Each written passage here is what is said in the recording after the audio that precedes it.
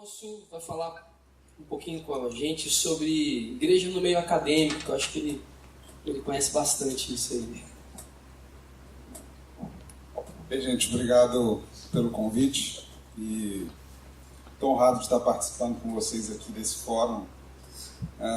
E apesar da gente, obviamente, estar aqui para fazer um bate-papo informal, eu precisei organizar minhas ideias, porque o tempo de 15 minutos... Desculpa de mau orador é ter pouco tempo, né?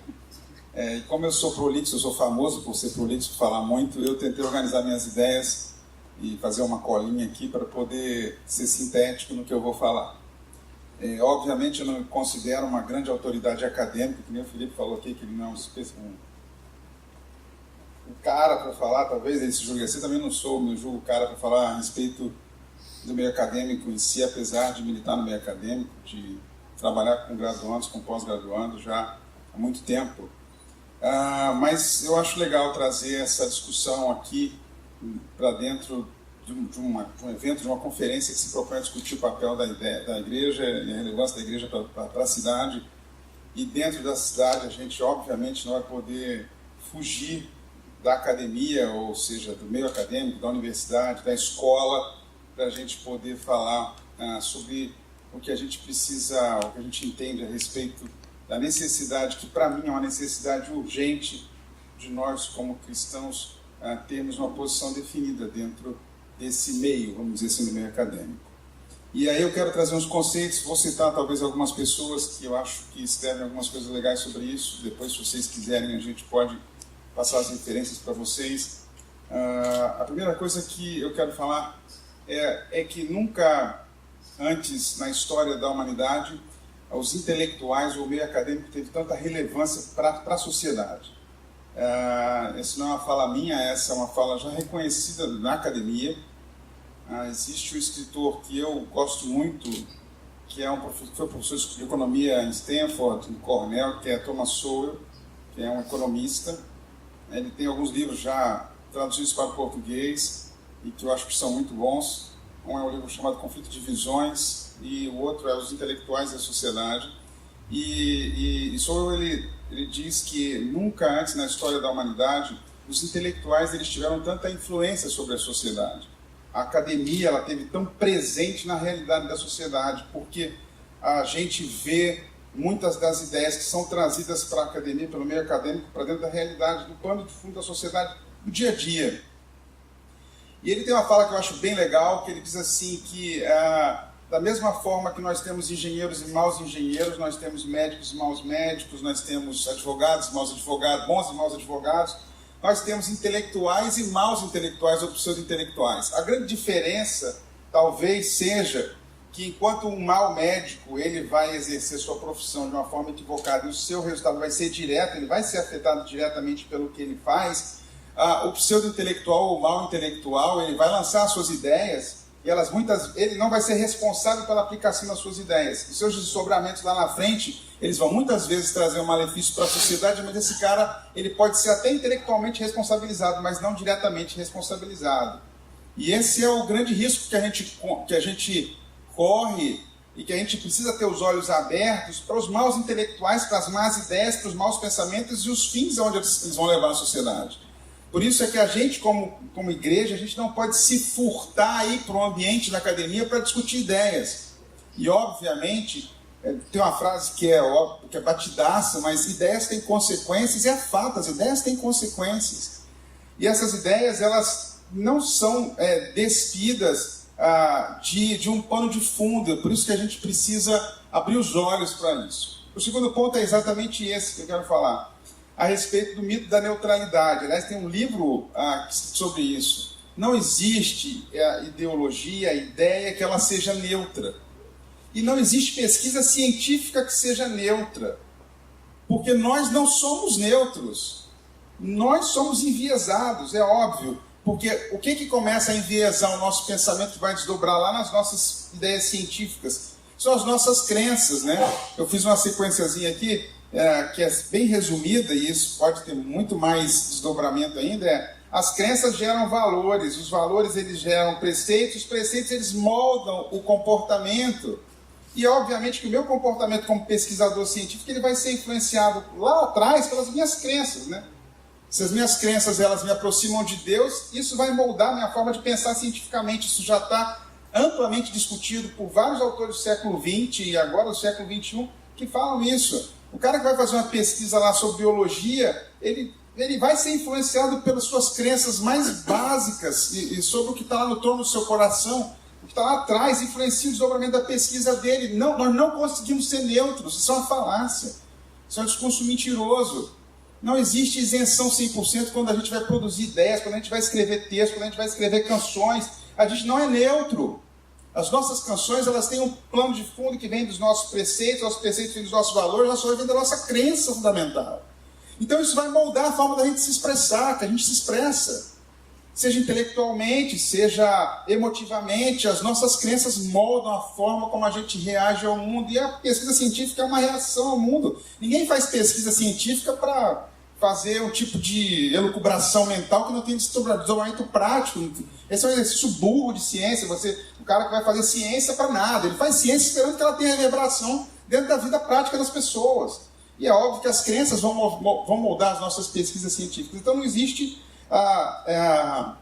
pensamento neutro, e principalmente quando a gente vai para a academia. Então não pense que aquele pesquisador que está pesquisando sobre a biomatéria, sobre sociologia, sobre qualquer aspecto da vida humana ou da vida no planeta, no universo, ele vai para ali isento para fazer pesquisa. Isso é uma falácia.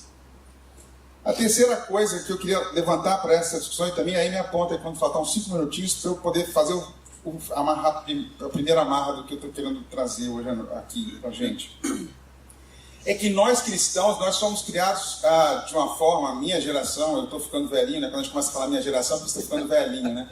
Eu já estou na fase de começar a contar história para aluno da faculdade, mas quando eu era aluno, quando eu era residente... Pode começar a repetir muito. Que aí fica chato, né? Você fica repetindo, fica chato. Mas eu já estou começando a contar histórias e falando assim, no meu tempo, mas eu fui criado, assim, na época que eu já tenho hoje 27 anos de formado na graduação já, estou ficando velhinho, estou com 50 anos, indo para 51. Mas quando eu era garoto, a gente ouvia muito falar uma frase, que nós cristãos abraçamos essa frase, aquela assim, política e religião não se discute. Mas, como que é isso? Política e religião não se discute? Você é o quê? Um ET? Você não está fora do planeta? Mas a gente foi criado assim, a gente achava essa frase o máximo, política e religião não se discute. Então eu não levo a minha religião para fora da igreja. Isso é péssimo, isso é horrível. Jesus nunca propôs isso para nós. E foi um equívoco da igreja no passado, quando desenvolveu os mosteiros, o isolamento da sociedade. Isso é um erro. Quando Jesus fala que nós somos para ser sal da terra e luz do mundo, cara, não é sal para você ficar... A gente também tem esse jargão evangélico que está dentro do saleiro, né? Você não vai salgar tudo. O sal não salga dentro do saleiro. Tem que jogar ele lá no meio da comida para ele salgar, para ele ter algum efeito. Então, assim, nós precisamos discutir religião, cara, porque religião é a nossa vida. Nós somos chamados por Cristo para isso.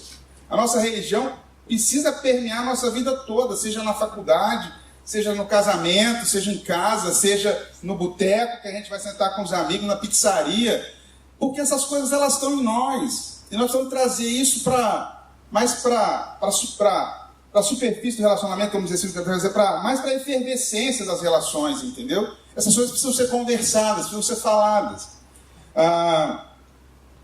E aí, assim, obviamente que a gente não está aqui trazendo para a discussão a ideia de que você precisa ser fideísta ou racionalista, que é só fé ou só razão. Existe também mais uma frase que é carimbada, que é aquela: nós temos uma fé que está à procura de conhecimento, de esclarecimento. Nós não podemos conectar a razão da fé. Eu não quero chamar ninguém aqui para ser um fanático religioso. Quando você está no seu trabalho, você precisa ser profissional, ser um ótimo profissional, vai ser um excelente testemunho, que você é um cristão autêntico.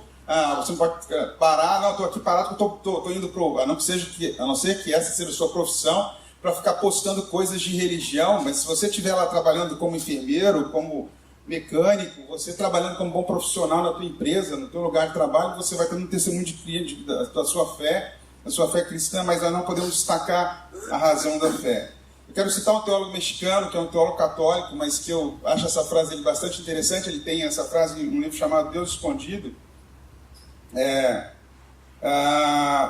da pós-modernidade, que é um mexicano chamado Carlos Mendoza Álvares. Ele tem uma frase que é bem legal, ele fala uma coisa mais ou menos assim, que nós precisamos falar de Deus no meio dos escombros da modernidade, né? Nós passamos por uma fase que vem lá do Iluminismo, da Revolução Francesa, que os homens acharam que a razão é resolver tudo. Quebraram a cara, né? O século XX está aí para provar que nós não vamos conseguir nos afastar da religião, vamos dizer, no seu conceito mais amplo. Nós não vamos conseguir resolver tudo sozinhos, nós não vamos conseguir resolver tudo só com a nossa razão, com o nosso pensamento racional. E aí o Mendoza Álvares ele fala que falar de Deus no meio dos escombros da modernidade, da pós-modernidade, é um desafio irrenunciável para todo crente consciente de proclamar sua fé no meio da cidade, em cada época da história da humanidade. Então a gente precisa... 5 minutinhos, beleza, estou acabando. Então a gente precisa saber isso, que cabe a nós trazer agora nos escombros do pensamento moderno, agora no pós-moderno, o hipermoderno, como já discutem, a gente trazer de novo essa questão do nosso cristianismo para dentro da realidade científica também. E aí a gente precisa ver que está havendo um retorno obrigatório à perspectiva da religião, né? E tem um outro autor, que é o Christopher Dawson, que ele fala alguma coisa a respeito de exatamente nós entendermos que a cada momento da sociedade, da história da humanidade, existe uma energia religiosa que impulsiona a humanidade. E muitas vezes essa energia religiosa ela é trazida por uma religião oficial ou formal, mas muitas vezes não existe uma religião formal, mas ideias políticas ou ideias filosóficas trazem esse sentimento religioso para dar um impulso para a sociedade caminhar para frente. Então nós precisamos trazer o cristianismo de novo como sendo uma energia vital de desenvolvimento para a sociedade humana, para o contexto da cidade, para a cidade em que nós vivemos, para os meios onde nós vivemos. E obviamente a gente não pode deixar de falar sobre isso no contexto da educação. E aí eu quero trazer uma discussão que está altamente em voga no momento aqui no Brasil e que eu acho super relevante. Tem até projeto de lei aí que eu também discuto o título dele, que para mim é um título burro, desculpem, mas eu não acho que existe escola sem partido. Jamais vai ter escola sem partido. Porque o professor não consegue ser sem partido. O professor ele tem um partido. Eu defendo, é óbvio, e tem outras pessoas que eu acho que se juntam a mim para pensar o seguinte: eu quero uma escola com partido. Eu quero que todos os partidos tenham vez de ter suas escolas. Não pode ter só a escola de um partido, vamos dizer assim. E agora não estou falando de partido político, me entendam. Mas de um segmento de pensamento. Eu quero que o nosso país tenha liberdade para ter, se o meu filho é cristão, eu quero que ele seja ensinado numa escola cristã. Que ele aprenda de tudo, que ele ali tenha a oportunidade de ter todas as escolas de pensamento, mas eu quero que o professor não leve ele para o partido dele, cara. Então não vai ter escola sem partido. Também não estou dizendo que sou contra o projeto, não sou nem um especialista no projeto para discutir se ele é bom ou mal. Porque eu ainda não parei para ler esse projeto. A proposta em si talvez seja inteligente, mas, cara, não tem escola sem partido. Não vai conseguir fazer uma escola sem partido. Agora eu quero que todos os partidos possam ter vez. A revelação do Espírito Santo sobre se você vai ser cristão é um problema de Deus com você, e eu creio assim. O Espírito Santo vai te chamar quando for a hora. Agora, só não pode ter um viés. Só não pode ter o direito a uma voz falar dentro da nossa escola. Porque isso aí é desonestidade intelectual. Por que não pode falar de cristianismo bíblico, de criacionismo bíblico dentro da escola? Por que só pode dizer que o homem veio do macaco?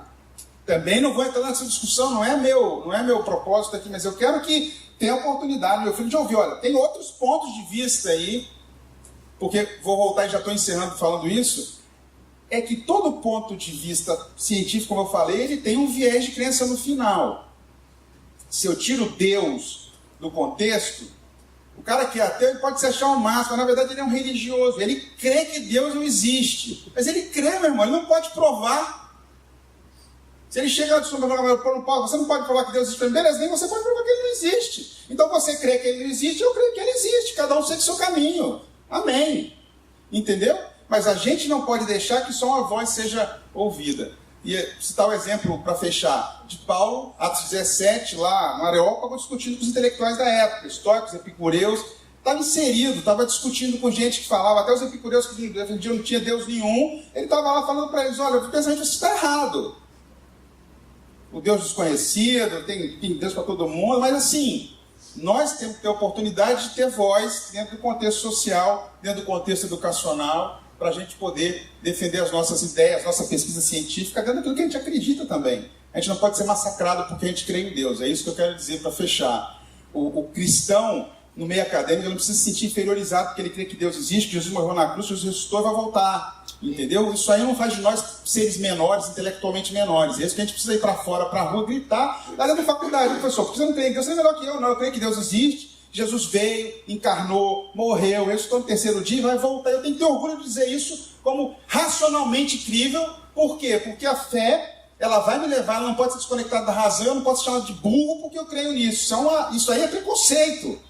E um dos maiores preconceitos que a gente tem hoje é exatamente contra os cristãos, que os cristãos são seres intelectualmente menores, são mais burros, são mais... Entendeu? E é isso, assim, para começar a conversa.